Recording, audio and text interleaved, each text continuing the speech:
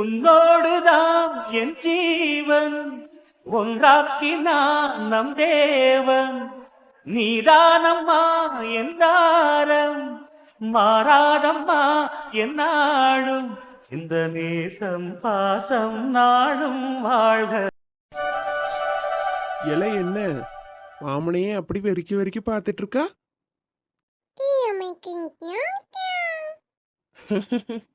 என்னல கியாங் கியாங்கா? முதல்ல நல்லா பேசி பழகல. கியாங் கியான்னா மாமாக்கு என்ன புரியும்? ஆரம்பிச்சிட்டான். உன் மாமனுக்கு இதெல்லாம் புரியாது. என்னையா உங்க அம்மா வருவா, உங்க அம்மா கிட்ட இதெல்லாம் பேசு, அவளுக்கு தான் புரியும். பாருப்பா, மாமனும் மருமகனும் காலையிலேயே என்ன செய்துட்டு இருக்கிய? என் மருமவன் என்கிட்ட பேசுறான். என்ன பேசுறான்னு நானும் கேட்டுக்கிட்டு இருக்கேன். கேளியா கேளு. ஐயா சாப்பாடு ரெடி ஆயிட்டு வந்து சாப்பிட்றியா ஐயா? சாப்பிட்றேம்மா. சாப்பிட்டு வயலுக்கு வேற நேரத்தோடி போகணும். அப்படியா ஐயா? வயல்ல வேலை கிடக்கோ? ஆமாம்மா, நிறைய வேலை கிடக்கு. அதான் அப்பா நேரத்தோடி போயிட்டாவ. என்ன சாப்பாடு எடுத்துட்டு வர சொல்லியிருக்காவ. நான் எடுத்துட்டு போகணும். அப்படியா ஐயா? அப்பா அங்க சாப்பாடு எடுத்துட்டு வர சொன்னாவளோ? என்கிட்ட ஒரு வார்த்தையும் சொல்லாம போயிட்டாவளே. சரி, நான் நீ சாப்பிட்றதுக்குள்ள தூக்கு வழியில போட்டு வச்சிடறேன். போகும்போது மறக்காம எடுத்து கொண்டு போயினையா? சரிம்மா. ஆமா, உங்க மொவ எங்க? ஏல, என்ன உங்க மொவாங்க? அக்கா எங்கன்னு கேட்டா என்ன குறைஞ்சிருவியோ? ஏன் எனக்கு அக்கான்னா யாரு? உங்களுக்கு மொவ தானே, அப்படி சொல்லக்கூடாது என்ன? நான் சொன்னா உடனே கேட்டுருவியோ நீ? உனக்கு எப்படி தோணுதோ சொல்லப்பா. நான் ஒன்றும் சொல்லல உன்ன. அவளை எதுக்கு இப்ப தேடியா? அவளை எதுக்கு தேடுறேன்னா கேட்டிய? அரை மணி நேரமா நான் இவனை தூக்கி இங்கதான் வச்சுட்டு உட்காந்துருக்கேன். அவளை ஆளையே காணல. பையனை காணுமே, எங்க போனா ஏது போனான்னு தேட மாட்டாளா அவ? ஏல, நம்ம வீட்டை விட்டு தம்பி எங்க போறான்? தம்பி இங்கே தான் ஹாலில் உட்காந்து விளையாடிட்டு இருந்தான். அதான் நானும் அவளும் உள்ள அடுப்புங்கரையில் சமைச்சிட்டு இருந்தோம். நல்லா சமைச்சிட்டு இருந்திய. என்னம்மா இப்படி சொல்றிய? கதவு அந்த ஆளை திறந்து போட்டிருக்கிய. பின்னாடி இவன் எங்கேயாவது போயிட்டான்னா என்ன செய்விய? முந்தி கூட ஒரு இடத்துல உட்கார வச்சா நகர்ந்து போக தெரியாது, ஒரே இடத்துல உட்காந்துட்டு இருப்பான். இப்பதான் நல்லா தவக்க படிச்சுட்டான்ல. தவந்து தவந்து தான் என்கிட்டயும் வந்தான். இவன் எங்க உட்காந்துருந்தான் தெரியுமா? நான் இங்க உட்காந்துருக்கிறத பார்த்து மொல்ல மொல்ல மொல்ல தவந்து என்கிட்ட வந்தான். என்னையே சொல்றா? தம்பி அங்க ஹாலிலெல்லாம் உட்கார வச்சிருந்தோம், அங்க இருந்து தவந்து தவந்து இங்க வந்துட்டானா? அட ஆமாம்மா, நிறைய பொருளை கொட்டி எங்க விளையாட விட்டு இருந்தீங்களா? விளையாண்டுட்டு இருந்தான். நானும் அந்த ஆளை பார்த்துட்டு அமைதியா தான் வந்தேன். இங்க வந்து உட்கார்ந்துருக்கேன். நான் போறதை பார்த்துட்டு எங்க போறான்னு கவனிச்சு என் பின்னாடியே தவந்து தவந்து வந்திருக்கான். ஐயே, இனி இந்த பையல தனியா விட முடியாது போலயே. யாராவது கூட இருந்துட்டே தான் இருக்கணும் போல. ஆமாம்மா, அதைத்தான் நானும் சொல்லியேன். முந்தி சின்ன பையன் அமைதியா ஒரு இடத்துல உட்காந்துக்கிடுவான். நீங்க உங்க வேலையை பார்த்துக்கிட்டு இருந்தீங்க. இப்பதான் கொஞ்சம் தவக்க படிச்சுட்டான்ல. இன்னும் கொஞ்சம் கண்ணும் கருத்துமா பார்த்துக்கிடுங்க.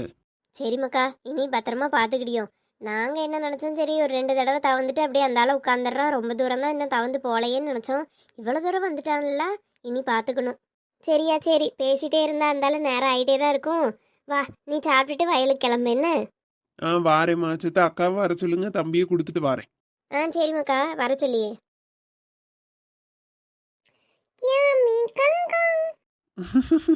இல்ல, செத்த நேரம் அமைதியாரு. உங்க அம்மா வந்துருவா, அங்க போய் பாட்டு பிடி என்ன? ஏல, எதுக்கு என்ன கூப்பிட்டியா? அம்மா சொன்னாவே. உனக்கு ஒரு அவார்டு கொடுக்கலான்னு தான் கூப்பிட்டேன். என்ன அவார்டுல எனக்கு கொடுக்க போறா? ஆளையும் மூஞ்சையும் பாரு. அவார்டு ஒண்ணுதான் கேடு. பிள்ளைய பிடி. ஏல எருமை மாடு, நீ கூப்பிட்டேன்னு தானே வந்தேன், பிறகு எதுக்கு இப்படி சொல்லியா? ஏடி உன் அவனு புடி, எனக்கு வயலுக்கு நேரம் ஆகுது. ஏன் உன் மரபவனை செத்த நேரம் வச்சிருக்க முடியாத உன்னால? அப்ப சரி, தம்பிய நானே பாத்துக்கிடுறேன். நீ போய் வயல்ல வேலை பாக்கியா? நான் எதுக்கு பார்க்கணும், நீ போய் பாரு. சரி அம்மா, நானே வயலுக்கு போய் வேலை செய்யேன். தம்பிய பிடி. மக்களே வாங்க, அம்மா கிட்ட வாங்க. உன் மாமங்காரன் சரியான கெட்ட பையன், அவன் கிட்ட இருக்காதீங்க, வாங்க. எம்மா உன் அவன் ஆரம்பிச்சிட்டான். பிடி, உடனே கொனைக்க ஆரம்பிச்சிருவான்.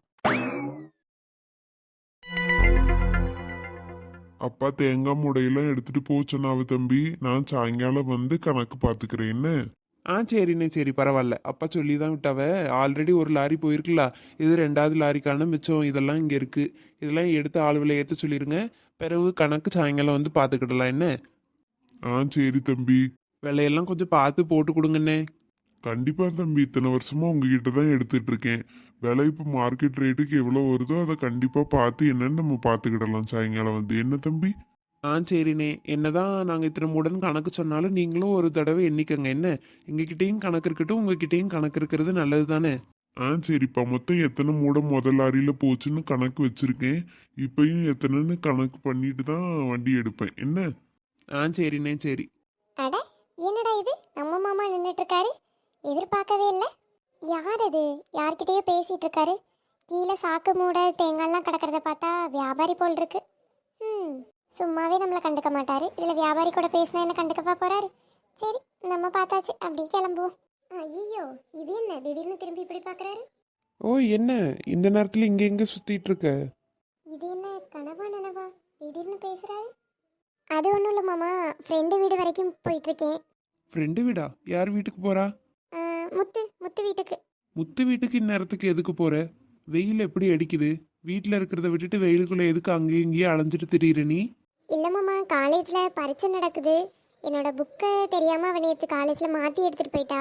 அதான் ஃபோன் போட்டு கேட்டேன், வீட்டுக்கு வந்து வாங்க சொன்னான், அதான் போயிட்டுருக்கேன். அட என்னம்மா நீ படிக்கிற புள்ள, புக்கெல்லாம் பார்த்து எடுத்து வச்சுட்டு வர்றது இல்லையா? பாரு, வெயிலில் அங்கேருந்து இவ்வளோ தூரம் நடந்து வந்திருக்க. இளநீ குடிக்கிறியா? ஐயோ வேண்டாம் மாமா, பரவாயில்ல இருக்கட்டும். ஏன் மாமா தந்தா இளநீ வாங்க மாட்டியா என்ன அப்படின்னு உங்கள் வீட்டில் சொன்னாவளா? ஐயா, எங்கள் வீட்டிலலாம் அப்படியே ஒன்றும் சொல்ல மாட்டாவ. உங்கள் வீட்டில் பேசினா பேச தான் சொல்லுவாவ, நீங்கள் தான் பேசவே மாட்டேக்கிறீங்க. அட என்னத்தை செய்ய, நம்ம ரெண்டு குடும்பமும் அப்படி தானே இருக்கு. சரி பரவாயில்ல, இளநியை குடிச்சிட்டு பொறுமையாக நடந்து போயிட்டு வா. என்ன ரொம்ப நேரம் அங்கேயே இருக்காத, வெயிலுக்குள்ள அங்கங்க அலையாம வீடு போய் சேரணும், சரியா? ஐயோ, எவ்வளோ சகஜமாக பேசுகிறாரு. இன்னைக்கு நம்ம மாமா கையால் இளநீலாம் குடிக்க போகிறேன். சரி மாமா. யாரு தம்பி இது? இதுவாண்ணே, இது என் அத்தை மக, பேரு இலக்கியா, காலேஜ் படிச்சுட்டு இருக்கா. ஓ அப்படியா தம்பி? யாருக்கு கிடைக்கும் இப்படி ஒரு வாய்ப்பு? அத்தை மக உள்ளூர்லயே இருக்கா. உங்களுக்கு ஜாலி தான். அட போங்கண்ணே, நீங்க வேற. எங்க ரெண்டு குடும்பமும் பேசவே மாட்டாங்க, பல வருஷம் ஆயிட்டு. அட என்ன தம்பி, குடும்பம் பேசலன்னா போயிட்டு போறவன், நீங்க ரெண்டு பேரும் தான் சகஜமா பேசிக்கிறீங்களே. உங்களால குடும்பம் சீக்கிரம் சேர்ந்துருன்னு நினைச்சுக்கிடுங்க. சட்டு புட்டுன்னு ரெண்டு பேரும் கல்யாணம் பண்ணிட்டா அதை வச்சு குடும்பம் சேர்ந்துற போகுது. கல்யாணமா? முன்ன பின்ன இந்த அண்ணனை யாருன்னே தெரியாது, இவிய கூட நல்ல ஐடியா தராவ. ஆனா இந்த மக்கு மாமனுக்கு ஒன்றும் புரியாது. ஐயோ அண்ணே, படிக்கிற புள்ள முன்னாடி என்ன பேசுறிய? அவ அத்தை மகா, அவ்வளோதான். நான் பேசுவேன், எங்களுக்குள்ள அந்த மாதிரி எல்லாம் ஒன்றும் கிடையாது. ஐயோ அப்படியா தம்பி, என்ன மன்னிச்சுக்கிடுங்க. நீங்க சகஜமா பேசினோடனே விரும்புறியலோ ரெண்டு பேரும் நினைச்சிட்டேன். நான் விரும்பிட்டு தானே இருக்கேன், அவரு தான் அங்கிருந்து ஒரு சிக்னலும் தர மாட்டேக்காரு. பரவாயில்லண்ணே, விடுங்க. சரி விடுங்க தம்பி, சீக்கிரம் ரெண்டு குடும்பமும் சேர்ந்துரும். சேர்ந்தா ரொம்ப சந்தோஷம்ண்ணே. இந்தா இளநீ. தேங்க்ஸ் மாமா. இதெல்லாம் வீட்டில் எதுவும் போய் சொல்லிட்டு இருக்காத, பிறகு உன்னதான் ஏச போறாவ. என்னெல்லாம் ஒன்றும் ஏச மாட்டாவே, உங்க அப்பா உங்களை ஏசாம இருந்தா சரிதான். நீங்க வீட்டில் சொல்லி திட்டு வாங்கிக்காதியே. வாய் வாய், குடி குடி சீக்கிரம்.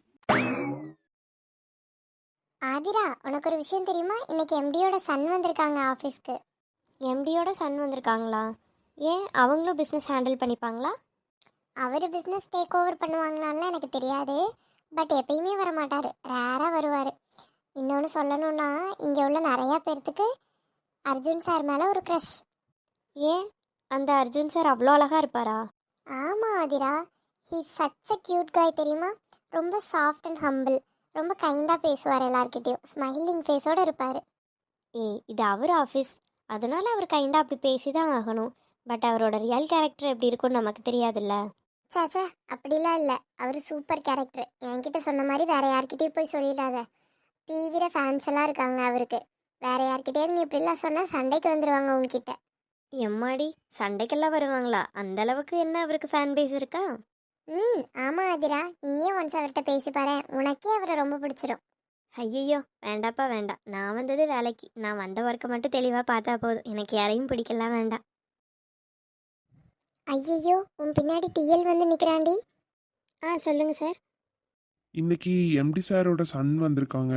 ஸோ அவங்க இந்த டாக்குமெண்ட்ஸ்லாம் கொஞ்சம் கேட்டிருந்தாங்க. கொண்டு போய் அவங்க ரூமில் மட்டும் கொடுத்துரு, எனக்கு ஒரு அர்ஜென்ட் ஒர்க் இருக்குது. ஓகே சார், ஷோர், நான் கொண்டு போய் கொடுத்துட்றேன். மறந்துடாதீங்க, ரொம்ப அர்ஜென்ட். ஓகே சார், ஓகே, நான் இப்போவே கொண்டு போய் கொடுத்துட்றேன். பாரா, எங்களுக்கெல்லாம் கிடைக்காத வாய்ப்பு சாரை மீட் பண்ணுறதுக்கு உனக்கு கிடச்சிருக்கு. சரி ஓகே, நாங்கள் நிறைய தடவை பார்த்துருக்கோம், நீ ஒரு தடவையும் பார்த்தது இல்லைல்ல, போய் பார்த்துட்டு வா. உங்கள் சாரை பார்க்கலாம் நான் ஒன்றும் போகல, ஜஸ்ட்டு டாக்குமெண்ட் கொடுக்க தான் போகிறேன், போயிட்டு வரேன். ஓகே.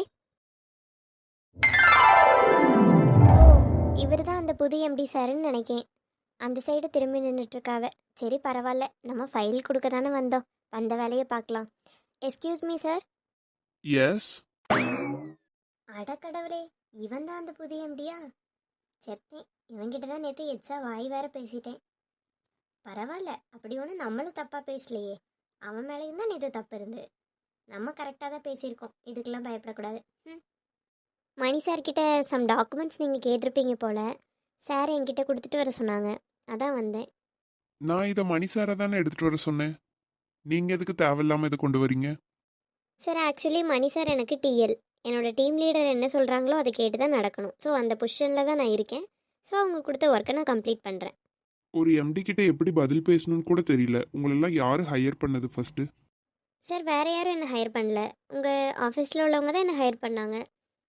நான் உங்ககிட்ட தப்பாக ஒன்றும் பேசல, ஜஸ்ட் நீங்கள் கேட்ட கொஸ்டினுக்கு ஆன்சர் கொடுத்தேன், அவ்வளோதான். எவ்வளோ திமிரா பதில் பேசுறீங்க? சார் அப்படி ஒன்றும் நான் திமிரா பேசுகிற பொண்ணு கிடையாது. நீங்கள் ஒரு ஹையர் பொசிஷனில் இருக்கீங்க, நீங்கள் எம்டியாக இருக்கீங்க. ஸோ நான் அந்த பொசிஷனையும் உங்களையும் ரெஸ்பெக்ட் பண்ணுறேன். ஸோ நீங்கள் கேட்ட கொஸ்டின்ஸ்க்கு நான் ஹம்பிளாக பேசலைங்கிறது உங்களோட தாட்டாக இருக்கலாம். மேபி அது எனக்கு தெரியல, என்னோடய வாய்ஸ் டோன் இப்படி தான். ஐ திங்க் நீங்கள் நேற்று உங்களுக்கும் எனக்கும் நடந்த விஷயத்த மனசில் வச்சதுனால உங்களுக்கு என்கிட்ட நார்மலாக பேசுகிறதுக்கு முடியலன்னு நினைக்கிறேன். Hey stop it. ஓகே, நான் ஒரு நாளைக்கு நிறைய மெம்பர்ஸை மீட் பண்ணுறேன். ஒரு சில பேர் கூட எனக்கு ஒரு ஹாப்பி எண்டிங் இருக்கலாம், ஒரு சில பேர் கூட எனக்கு பேட் எண்டிங் இருக்கலாம். அதுக்காக அதை மனசில் வச்சுட்டு இருக்க பர்சன் நான் கிடையாது. தெரியுது சார், நீங்கள் அப்படி மனசில் வச்சுட்டு பேசுகிற ஆள் கிடையாதுன்னா நீங்கள் என்கிட்ட ஹம்பிளாக தானே ரியாக்ட் பண்ணியிருக்கணும். என் ஃபேஸை பார்த்ததுலேருந்து நீங்கள் ரொம்பவே கோவமாக இருக்கீங்க, அதை நான் நல்லாவே பார்த்தேன். அது அது வந்து ஜஸ்ட் நான் சொன்ன ஒர்க்கை மணி பண்ணாமல் உங்ககிட்ட கொடுத்து விட்டாரு, அதுக்காக தான் கோவப்பட்டனே தவிர மற்றபடி உங்கள் மேலே எந்த கோவமும் எனக்கு கிடையாது. It's a normal thing. நீங்கள் ஒருத்தவங்க கிட்ட டாக்குமெண்ட்ஸ் கேட்டிருக்கீங்க, ஸோ அதை அவங்க என்கிட்ட கொடுத்து விட்டாங்க, நான் கொண்டு வந்து கொடுத்தேன். உங்களுக்கு தேவையான டாக்குமெண்ட்ஸ் இப்போ உங்கள் கைக்கு வந்துருச்சு. நீங்கள் அதை செக் பண்ணி வேல்யூபிள் பண்ணுறதுக்கு உங்கள் டைம் எடுத்துக்கலாம். இப்போ இதை வந்து ஒரு பெரிய இஷ்யூ ஆக்கணுங்கிறது கிடையாது இல்லையா? உங்களுக்கு நேற்று நடந்த விஷயத்தில் கோபம் இல்லைன்னு நீங்கள் சொல்கிறீங்க, பட் நீங்கள் பண்ணுறதெல்லாம் பார்த்தா எனக்கு அது அப்படி தோணலை. மேபி உங்களுக்கு அது கோபமாக இருந்தால் ஓப்பனாக என்கிட்ட சொல்லிடுங்க. உங்களுக்கு நான் இந்த ஒர்க்கில் இருக்கிறது ப்ராப்ளமாக இருந்தால் கூட என்கிட்ட ஓப்பனாக சொல்லிடுங்க. பிகாஸ் நான் இருந்ததுக்கப்புறம் நீங்கள் அப்பப்போ எனக்கு ஏதாவது இந்த மாதிரி ஒர்க் விஷயத்தில் ப்ரெஷர் கொடுக்கக்கூடாது இல்லையா? Hey stop. ஓகே, எனக்கு நேற்று நடந்த விஷயத்தில் எந்த கோவமும் கிடையாது. அதை மனசில் வச்சுட்டு உன்னை பழி வாங்குற அளவுக்கு சீப்பான கேரக்டரும் கிடையாது. நீங்கள் இங்கே ஒர்க் செய்கிற ஒரு பர்சன், உங்கள் ஒர்க்கை நீங்கள் ஃப்ரீயாகவே பார்க்கலாம். உங்களை நான் எந்த டிஸ்டர்பும் பண்ண மாட்டேன். Okay, thank you sir. போய் உங்கள் ஒர்க்கை பார்க்கலாம். Okay sir. கருமம், ஆளையும் மூஞ்சியும் பாரு. கஷ்டப்பட்டு படித்து வேலையை வாங்கிட்டு வந்தா இங்கே நமக்குன்னே எவனாவது இப்படி வந்துடுவான் போல. சை, இனி வருஷ கணக்கில் இவன் கூட எப்படி தான் சமாளிக்க போகிறனோ தெரியல. இவனை வேற வெளியே ஆகா ஓகோ நல்லவர் வல்லவருன்ட்டாங்க, நானும் யாரோன்னு நினச்சா இவன். ஐயோ. சை, இவ ஃபேஸை பார்த்தாலே எனக்கு பிடிக்க மாட்டேங்குது, எரிச்சலாக வருது. என்ன பண்ணி தொலைகிறது? டைரெக்டாக எந்த ரீசனும் இல்லாமல் இவளை ஃபயர் பண்ண வேற முடியாது. அப்படி ரீசன் இல்லாமல் ஃபயர் பண்ணால் நம்ம கம்பெனி ரெப்புடேஷனும் தான் போகும். ஸோ இவளை கூடவே தான் வச்சுருக்கணும். எந்த வகையில் இவளை மாட்டி விட முடியுமோ மாட்டி விட்டு ஃபஸ்ட்டு இந்த ஆஃபீஸ்லேருந்து அவளை ஃபயர் பண்ணால் தான் எனக்கு நிம்மதியாக இருக்கும்.